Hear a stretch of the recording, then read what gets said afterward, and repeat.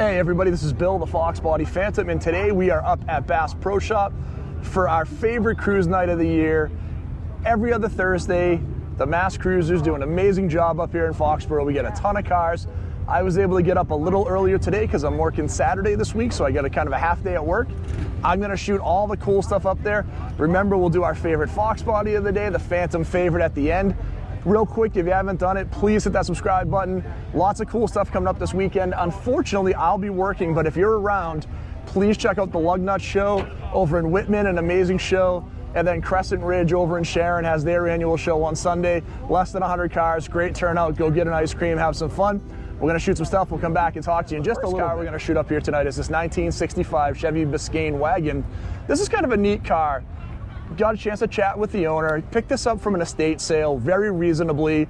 The car originally would have been a 283. It still has the 2-speed power glide in it, but it has been upgraded to a 1968 big block, so a 396. So it's a 396 car. You know, I'm a big fan of the wagons. I talked about wagons for years. When you think about, you know, kind of how these were designed to just be family haulers, and now people have kind of hot rodded them, I think it's so cool.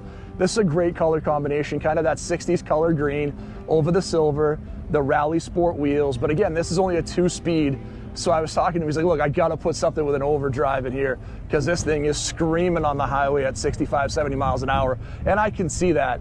But just how cool is this, right? Again, in 65, this would have been regular transportation, somebody to get the family around. I remember we had a late 60s Chevelle wagon, and I remember sitting in the back of that orange station wagon as watching the world go by as my dad would drive, and it was so cool. So always near and dear to me. And again, when you can get a big block in a wagon, it's very, very cool. 40th Anniversary C4. I've shot a few of these. There's a whole debate in the C4 community what a 40th anniversary is. This is the 40th anniversary package in this purplish maroon color. They did some really cool stuff on the 40th from the factory, if it's a factory 40th edition package. So you do have the body color match center cap on the saw blade wheels. This one is obviously a hard top with the clear top. What makes this one very desirable though is it's a 6-speed manual, right? So everybody wants the manual on these, and you can also see it is the sport seat. So we have the adjustable seats in here. Also, we have the adjustable suspension. So there are a few options on a C4. It looks like this car has every option minus the convertible. And I don't know if it has the body colored top. I will ask. Sometimes these were a 2-top car. But this car has 43,000 miles. The owner's owned it for 30 years. He's a Corvette guy. He also just had a 73 steel bumper, rear steel bumper car that he had for 40 plus years. He's migrating to some newer stuff, so he's just getting a Grand Sport C7. He needs to make some space, so you can see this is the dual sport leather seats. This does have just the bronze panel roof, the FX3 selective ride suspension, 6-speed manual, LT1, 43,000 miles. Here is the phone number if you're looking to pick up a cool car like this, 401-580-4724. But these cars are very underrated, and I think at this price point, if you get something like this, he said it's a little bit negotiable. I think this is a car, if you buy it, drive it 500 to 1,000 miles a year, these are only going to continue to appreciate because the C4s were going for really cheap, and the nice ones are starting to come up in value. And again, unless you're buying a ZR1 or a Grand Sport, I think this is one of the nicest versions out there. 1958 Ford Custom 300. I'm not going to pretend I knew what it was. I talked to the owner. He's owned the car for 30 years. I knew it was a Ford, but I didn't know the model. I love the body lines on this. Again, hopefully the camera can catch the paint in the sun. It's really pretty. It really does have a big, aggressive rear bumper. I love the tail lights. Obviously, the more hot rod wheels look great on it, but what I saw in this car, two things that really stood out was I obviously love, you know, the reverse opening on the hood is great. It is a manual car, very factory original looking interior minus the steering wheel. So that's super cool. Also a 427 under the hood. So we do have a big block motor on here. Looks great. The car originally was a 292 car. So think of that Thunderbird motor that came out around the same time in like 55, 56. This car looks great. And again, I talk about, you know, if you're looking to do something unique and different that maybe isn't a a late 50s Chevy, you know, the 55 to 58 or 59, this is so cool and unique because again, you don't see a ton of these, right? It's something that's different. I like the style on it. You can see the Ford influence in the front end, specifically similar to what you'd see in like a T-Bird. You do get the big block motor in it. The paint looks great. I love the line. Just a very cool 58 Ford. That's different than a lot of the other 50s cars you're going to see up here. All right, our next car we're going to shoot up here is this very cool 70s Resta modded Monte Carlo. There's more of a factory one over here in this beautiful like dark burgundy red that looks great. But this one caught my attention because I do like the customization because it's very subtle. The black Foose wheels. It is a 383 stroker motor, so you can see under the hood. Super clean. Phone number here, 617-279-6172. They don't have a price on it, so I'm not sure what they're asking for the car. I don't have a ton more information. It is an automatic, and you can see it has been customized on the interior as well. So it looks like we have a lot of the factory gauges, but we do have an aftermarket radio, aftermarket steering wheel, aftermarket shifter. The wheels look great. The black looks great. Now, when I came up wearing my sunglasses originally, I thought this was like a black with maybe a cream colored stripe, but it's actually black with gold. So it looks very cool. Again, I like these cars a lot. Again, that gentleman's muscle car looks awesome. One of the Holy Grail Mustangs, 69 Boss 429. Obviously, you know, Ford made 3 different versions of the Boss. They made a Boss 302 and a Boss 429 and 69 and 70. And in 71, 1 year only, they made a Boss 351. Now, this car is probably the most important out of the Bosses. It was one of the more rare versions. They didn't make a ton. When Ford was building this was to, you know, basically solidify the NASCAR rules. You had to create a certain amount of motors and a certain amount of cars. Now, Ford wasn't running the Mustang in NASCAR, but they knew putting this big, you know, semi-Hemi head 429 wouldn't probably sell in their full-size car like it would in the Mustang. So they took this amazing style, again, one of the best-looking Mustangs ever made in 69, and they put this big, huge motor into it. This was a high-revving motor. You know, they were super underrated from the factory, too. They were underrated like the 335 horse, some ridiculous number to keep the insurance numbers down. But this was a race car. When you would get in and open this up, it was incredible. And Ford did very well in NASCAR with these motors.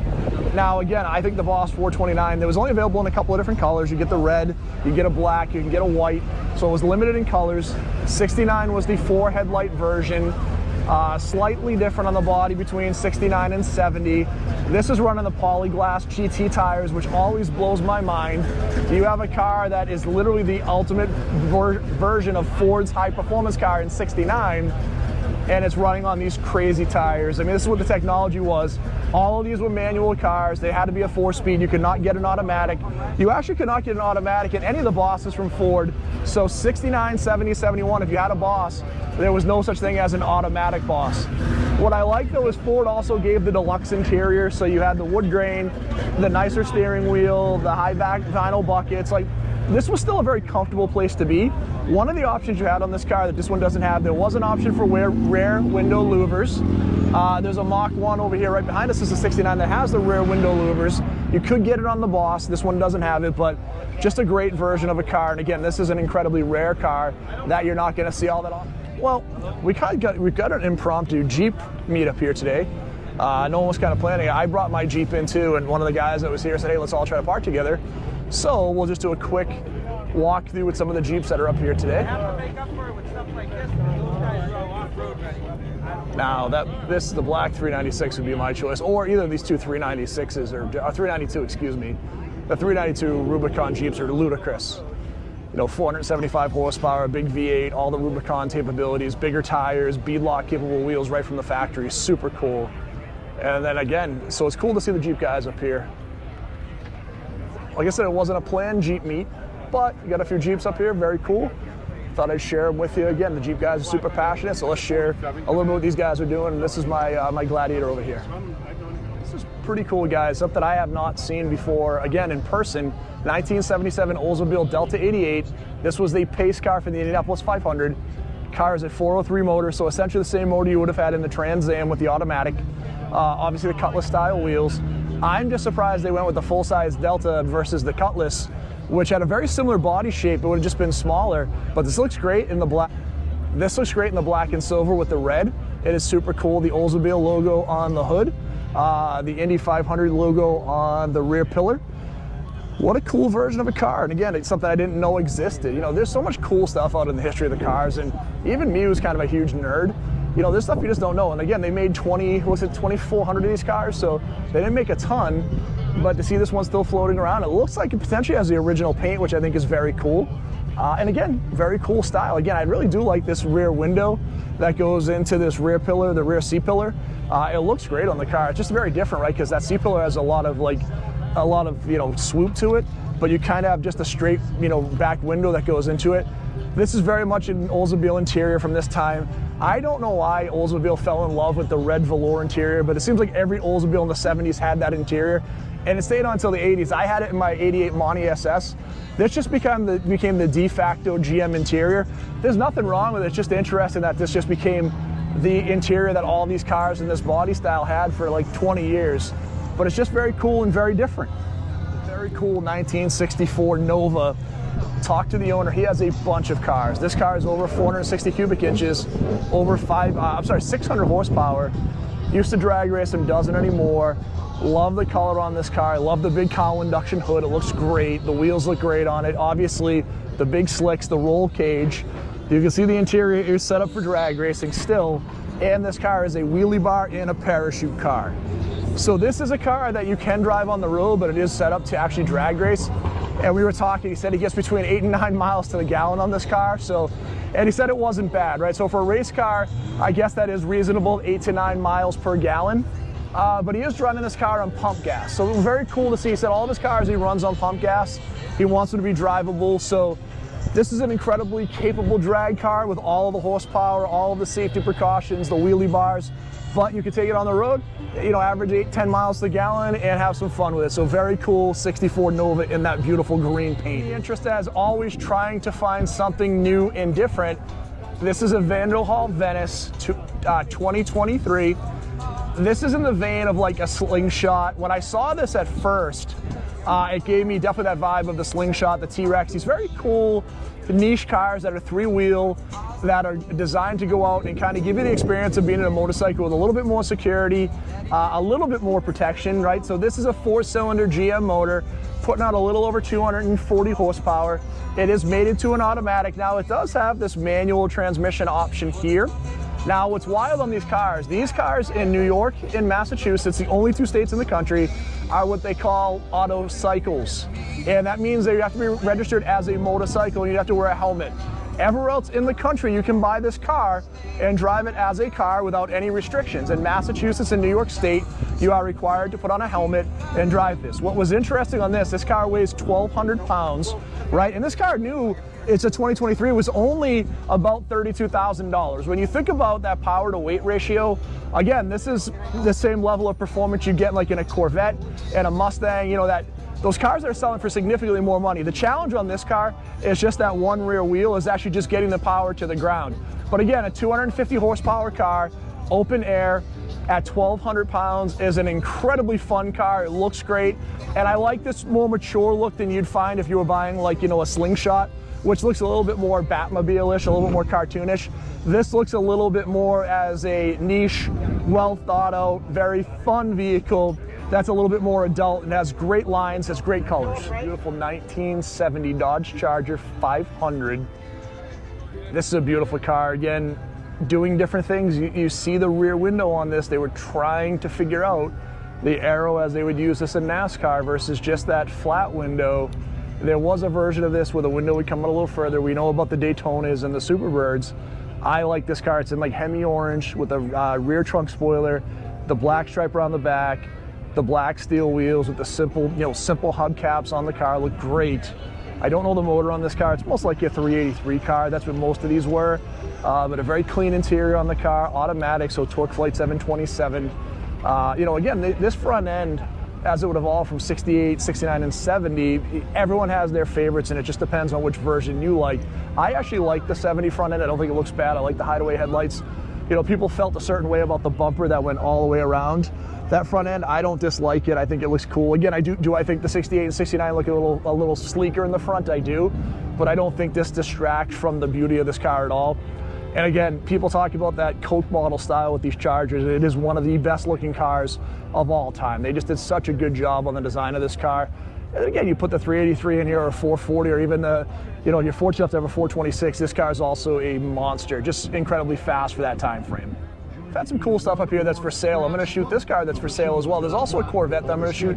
These 2 cars that are for sale because there's some really good value stuff. I talked to a lot of people that said I would love to get a classic car. It's just not in the budget for me right now, and I totally get that.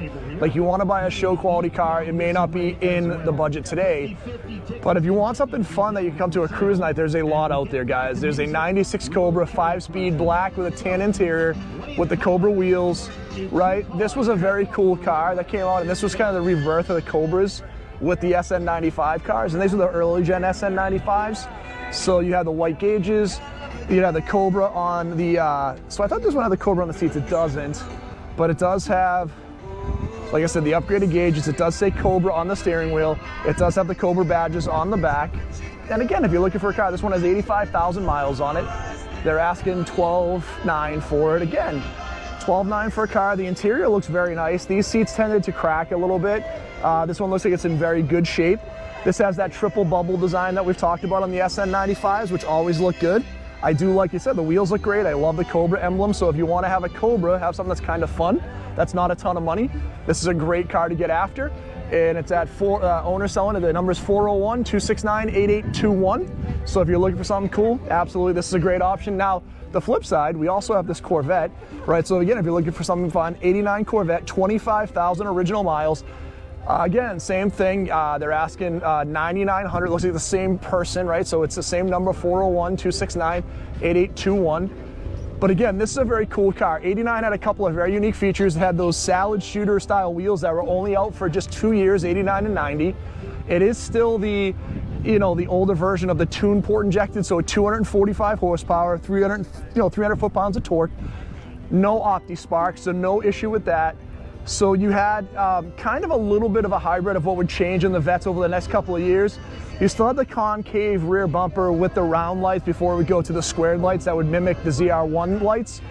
But again, you're getting a white Corvette convertible with the unique wheels, 25,000 miles, 250 horsepower, very reliable automatic transmission, no OptiSpark with the red interior. So again, if you're trying to find something in the hobby that's reasonably priced, and you're struggling with it, these are a couple of great options here for you. Cool. How about a trio of AMXs? Again, a car that we don't see a lot. Now, I shot one recently. We talked to it. Was owned by the veteran with his dog. Very cool guy. And it might even be the red car in the middle, but we've got a trio of AMXs here. This modified 69, which is absolutely beautiful. This more standard 69 with the 390. And I believe the one at the end is a 70. Because of the marker lights. Now, I'm not 100% sure, but I believe the 70 had the different lights in the front. So these had the marker lights underneath, this had in the grille. So I'm pretty sure this is a 70 along with the 269s. Very similar styles, all of the 390 motor. This one's kind of a punched up version of the 390 with more horsepower. But again, great looking cars, and cars that, again, you don't see all that frequently, especially not three of them together. So super cool. I love the giant air cleaner on this 69. It looks awesome on the car. So we have a 66 Oldsmobile Toronado, the big V8 front drive. I love this car. You guys have heard me talk about this in the Eldorados from this generation. This was the switch over to front wheel drive as they were trying to figure out you know, better traction in the winter, potentially better fuel economy, but the main goal with these front drive cars was to provide more interior room. Take out the transmission tunnel. We have a flat floor in the car. We've talked about it before, so you have all that space. You put, you know, you put 2 bench seats in the car. You can easily fit 6 people. I think the car looks great. Again, I think, you know, GM at this time was trying to figure out how to make this car more aerodynamic. They seem more futuristic as they were adding that front drive. But they kept the big V8 motor in it, right? I think it's a great compromise of trying to do something different while making people still feel comfortable and getting the big motor they want. I love the hubcaps on this car. Like, I mean, I absolutely love them. They're some of my favorite. You can see the finned drum brakes behind it. This car is just so neat. Like, everything on this car is very cool. And again, I'm a big fan of the style. I've talked a long time about wanting to get like a 68 Eldorado. I like the Tornados from that same generation. I would get one of those as well. And I think they don't get enough love. Now, I talked a lot about these 2 years ago. I stopped talking about because people would give me a hard time, and I hadn't seen one in a couple of years. So I figured I would come and share. So if you don't know the history on the Toronado, again, very important in the front drive movement. But again, in effort to do something that made sense for the, for the passengers in the car and give you that more space without that transmission tunnel. All right, a car that I actually got this car a little bit up in the Saturday night cruise night we went to a little bit. They were leaving. So this is the more modern version of the Ford GT that came out like 2017. These cars are absolutely incredible. Carbon ceramic brakes, the flying buttress on the car that goes in with that wing in between. the deep air dams that are designed to push downforce on the car and help cool the car. Black and silver, this car is gorgeous. This is a 3.5 EcoBoost turbo motor, pushing out like 650 horsepower. This is a race car. Make no mistake about it, when you see how the body is set up, this car has like zero room for stuff here. You think about like the front trunks that you get on some of the exotics that you can put like a suitcase into. This is not designed for that. Like, this is not designed to go on a weekend vacation with a couple of pieces of luggage. This is a hardcore race car that is designed to take to the track and perform incredibly well. You know, people complained about the the V6 and the turbo because of, they wanted that big V8 growl. And again, you can see here's your rear trunk, guys. You are not putting a piece of carry-on luggage into this car. It's just not happening. But what you are getting is 650 horsepower, Le Mans winning performance, and a 6-cylinder EcoBoost, right? You think about EcoBoost, 3.5 liter, the same thing you would find in your Ford Explorer, just this is a race car version of this motor with carbon ceramic brakes, all the suspension stuff, all of the aero for all the downforce, that incredible setup, like I said, with that flying buttress, you see that goes right through there. Absolutely one of the most stunning looking cars ever made. Now, in my honest opinion, I don't think it looks as good as the 05 and 06 GT. I think that honors the heritage more, but this is a race-bred street car that will win any race that you put it into. And again, you pull up to a Lamborghini or a Ferrari, they are soft compared to this car. Those cars are designed to be GT cars. This is a track car, and it has no compromises. Again, we talked about the no space in the front, the very limited trunk. This car is absolutely incredible. It looks amazing. It's one of the coolest cars ever made from an American car standpoint. Another phenomenal car up here tonight. This gorgeous 1956 Chevy 210 Wagon. Fully customized, fully restomodded. You can see under the hood, everything's been smooth. It has a more modern motor. I think the information on the sign on the back, I think it was an LT1 motor. 17x7 wheels in the front, 18x8 in the back. Custom interior. I love the paint. I think they called it some type of like a sunrise yellow and custard, and this taupe interior. The custom wooden rack on the top for the surfboards. This is a beautiful restomodded Chevy Wagon. They did an incredible job on the car. And you can see on here, so it is a 350 crate tune port motor, the 700 R4 transmission. Like I said, sorry, not sunrise, soft yellow with custard. I love that paint color. The interior is gorgeous. Great looking wheels. I'm a sucker for a wagon. Now, this is so cool because it's a two-door wagon. And again, I think the body lines work great. I talked a lot about the Tri-5 Chevys and how, they're everywhere. My exception to that rule is the wagons. You don't see the wagons as often. And obviously everybody's kind of, has the Bel Airs. The 210 would have been the one model down. That would have been more the functional model that people bought for transportation. But this Restomod is incredible, and I love the thought process behind it. With a lot of Restomods, I feel like people put stuff together because they like the idea of the components other than a thoughtful Restomod. And I think this is a very thoughtful Restomod. I think the color of the interior matches very well with the color of the outside of the car. The yellow and that custard white color give you that beach feel that they're going for with the surfboards on the car. And then the smooth, setup under the hood with the chrome looks incredible. The modern gauges set into the dash still looks great.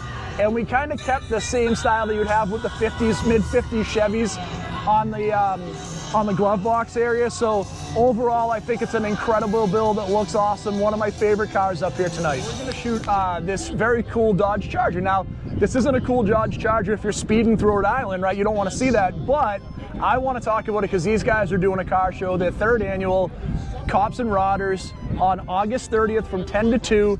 It is $20 to enter a car. This all goes for a great charity, the Tomorrow Fund. So these guys are actually going to go out, and I've done a couple of shows with the police, and they are great partners at these shows. We did a show up in Burlington earlier this year with the Burlington Police in Mass. The cool thing about that is usually you'll see some very cool antique police cars. You'll see a lot of people that'll come out. The money goes to a great charity. And we all want to talk about, like, how do we bring the community together with law enforcement? This is a great way to do that. Sometimes you just see these guys on the side of the road and you're like, I don't want to deal with them. No, man, these guys have families. They're great people. They care about their community. This is a great way to interact with them, have a great time, have some food. They have food vendors.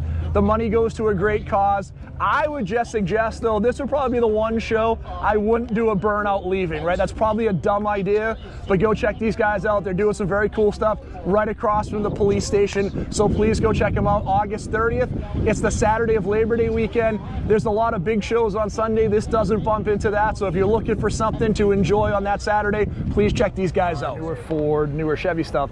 But I wanted to shoot this one because it's a very unique version of the Challenger. This is the 50th anniversary package on the Challenger. This was called what color called Gold Rush.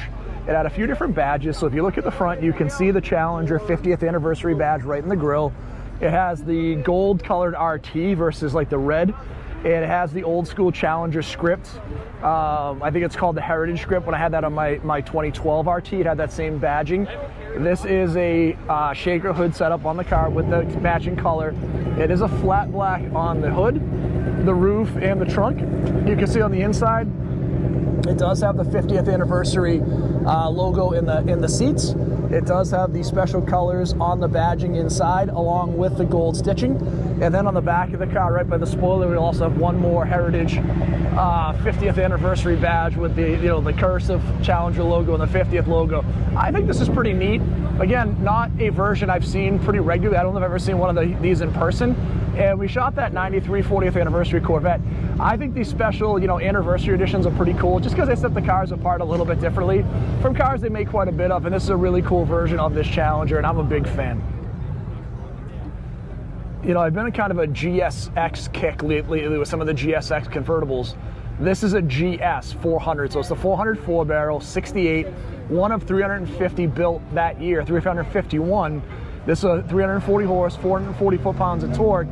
This is a 4-barrel car with the M21 close ratio of 4-speed. This is a very cool, high-performance convertible that is in the guise of a luxury car, right? So the Buicks are more luxurious. These were designed to be more, doctors' cars, things like that back then, versus someone buying a Cutlass or a Chevelle or a GTO. And they would kind of keep that with that look and that style. I mean, even almost that little bit of a fender skirt in the back that kind of hides a little bit of that wheel. But now again, you have a 400 cubic inch motor, 440 foot-pounds of torque. Again, these Buicks are some of the most torquey motors out there. I love the uniqueness of that steering wheel. Again, the GS was that, again, this was more of a sporty version of the car, but it wasn't the full-on GSX. I think it looks great in this black color with the white interior, the very cool steering wheel. Just a beautiful version of a 70 GS convertible. And again, a car that's fairly rare, 351 made that year. I'm not sure if I shot this El Camino last year or not. I'm not. I'm somewhat remembering a version of a car similar to this, but I don't know if I did. So I am going to shoot it because I think it's very cool. So the reason I like this car, there's a few things on it that are super cool. Obviously, I love the Krieger SS wheels, the tonneau cover, the exhaust dumps in the front, right? That looks super cool on the car. Manual transmission with a bench seat. You do have the aftermarket tack, 427. So the big block motor on the car, great paint, color looks great. But what stands out on this car is it is set up as like a gasser style with that solid front end, with the skinnies in the front, and it looks awesome. This car has a real presence as you walk up to it. That front end's just lifted a little bit, kind of that crazy rake on it. The big motor, that solid front axle. So this is very cool. And again, if I shot it before, I apologize. I don't remember if I did. I have a car that I remember like similar to this, but as I was walking through the cars, this one just really stood out to me, and I wanted to share it with you because I think it looks super cool. And again, it's beautiful under the hood as well. That big 427, look at those giant headers. I mean, this thing just looks awesome. Check it out here with no fender liners. You can see that setup for the front end on that gasser style front end. It is awesome. This thing just looks so cool and so raw. Like again, without any of those ender fender wells, this thing is just completely exposed to the street. But it still looks so sharp underneath. You can see those exhaust cutouts we were talking right out of the headers, so they can open that up and just dump it out almost just like a straight exhaust with no muffler, which I'm sure would sound absolutely ridiculous on this car. I mean, a 427 with 480 horsepower in one of these El Caminos that don't weigh a ton, right? They're essentially a pickup that's built on a car body, right? So there's not a ton of weight in these things. This car probably weighs 2,700 pounds with that giant motor. This thing's got to be a beast. But it must be so fun to drive. I'm just a very cool version of this El Camino. We get into August and then people start thinking about the winter up in New England. And as crazy as that sounds on this beautiful 80-degree day, you see a lot of cars up here for sale. I've already shared quite a few with you today. Now we have this 96 GMC. It's got a 5.3 liter race motor in here, all freshened. The guy's asking $28,500. Here's the information on the car. The phone number's here, right? 321-508-7278. Paint looks really nice on the truck. It's got nice wheels, the big, big wide wheels in the back, kind of like a slick, smaller wheel setup on it. Nice interior. It's a two-door regular body style, so it's not an extended cab or anything like that. Looks pretty cool. Again, I figured I want to share some of these. I think as people are thinking about the end of the season, this one again looks pretty. A blend. Obviously, it's got some aftermarket gauges and the aftermarket shifter, but most of it looks, the seats are pretty stock to the factory. Looks like kind of the factory dash in there.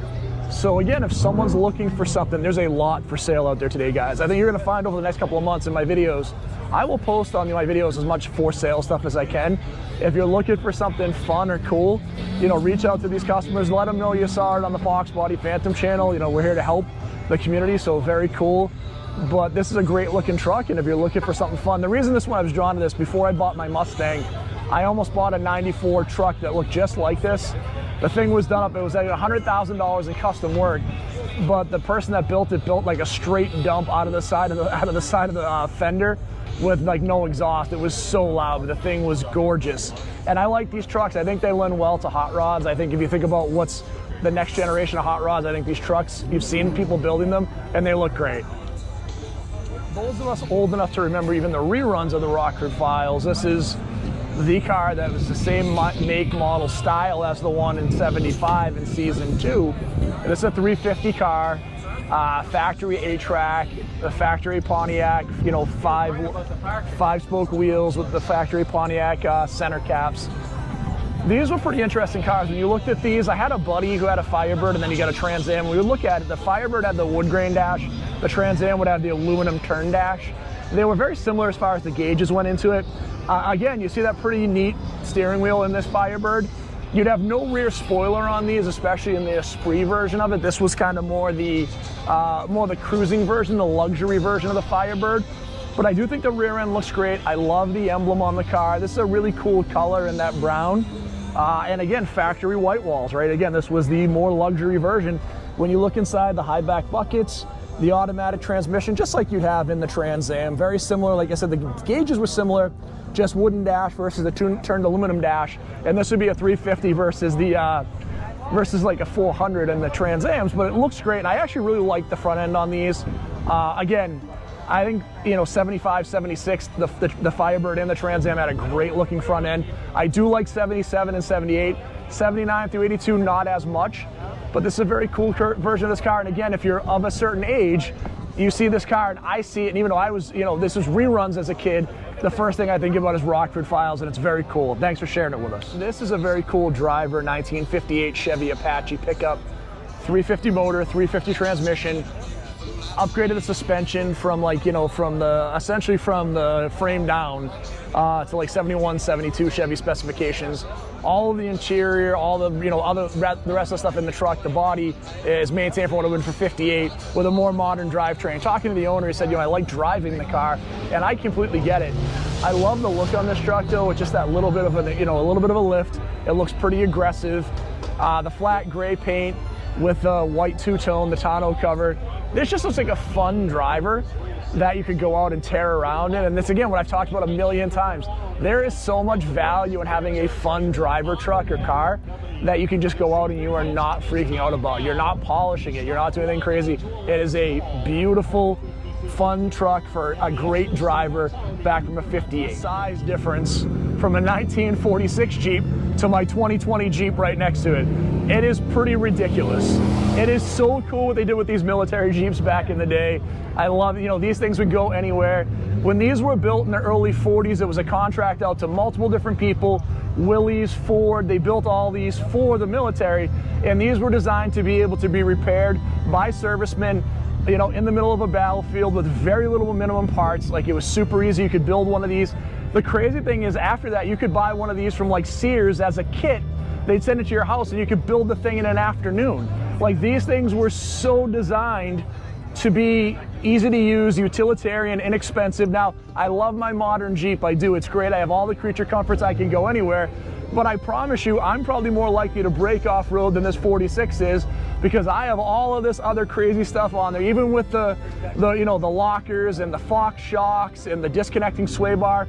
This thing will go anywhere. It has a ridiculous amount of articulation. Again, that little 4-cylinder is giving you about 60 horsepower, but it's enough to power this Jeep that weighs a little over 1,100 pounds to go anywhere. They are super cool, so I wanted to share this because it is a wild comparison when you see them side by side.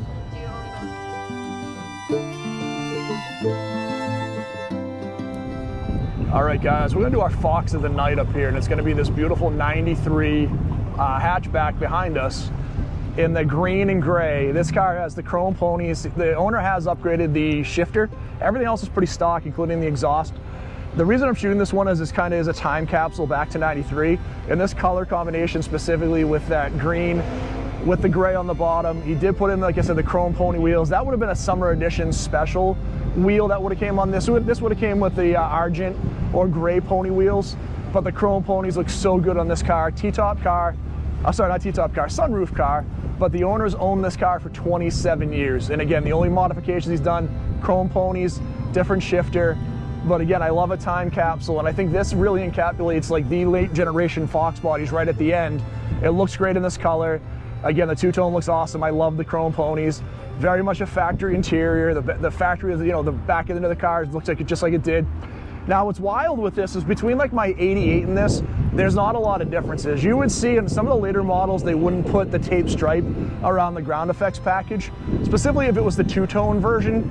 So there wasn't a huge difference. I've talked about the interior differences a ton, so I'm not gonna cover those again. But this is gonna be our Fox body of the night, and only because, again, it's the originality of this and the story of the owner having the car for 27 years is just very cool to me. So happy to share this very cool Fox body. So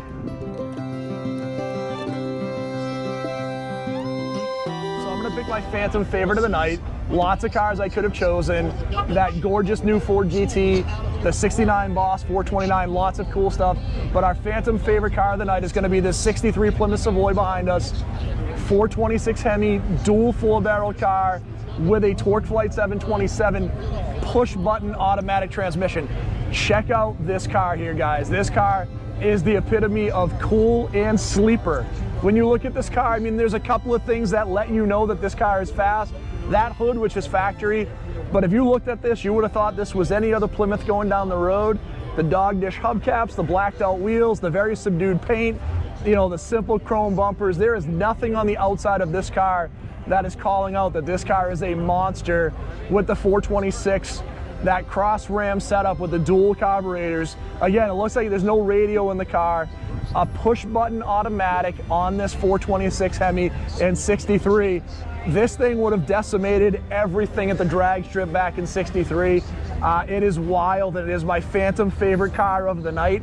This car is awesome. I love everything about it. You look under the hood, you look how original everything is under the hood. This is how it came from the factory, guys. These absolutely monstrous headers in there. The very cool setup. This thing is a wild car. It is just super cool. Love the interior. Just a very cool car. And again, this is my favorite car of the night. I wanted to share it with you because, again, you don't see all these that often. And again, talk about your ultimate sleeper. But another great night up here tonight. They do an incredible job up here. 1,000+ cars typically. Every type of variety. I mean, just as we're standing around, an old 30s hot rod, a 60s Mustang, an air-cooled Porsche, a newer Thunderbird. We've got a newer Corvette, a newer Supra. Like, all the stuff we have here, there's so much cool stuff to choose from. I would suggest getting up here if you can in a couple of weeks. These guys do an incredible job.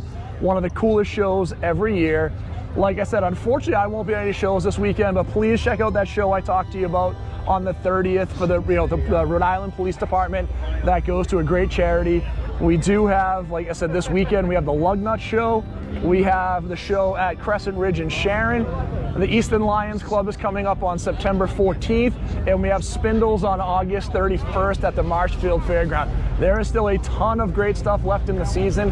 Please continue to check it out. Support the hobby. Check out all the cool shows. If you haven't subscribed to my channel, please do so. You can be my 1,000th subscriber. We're right there. We need like less than 10. So please be that person that subscribes and gets us over 1,000. We appreciate all of you. We'll talk to you really soon, and we'll see you all at the shows coming up soon.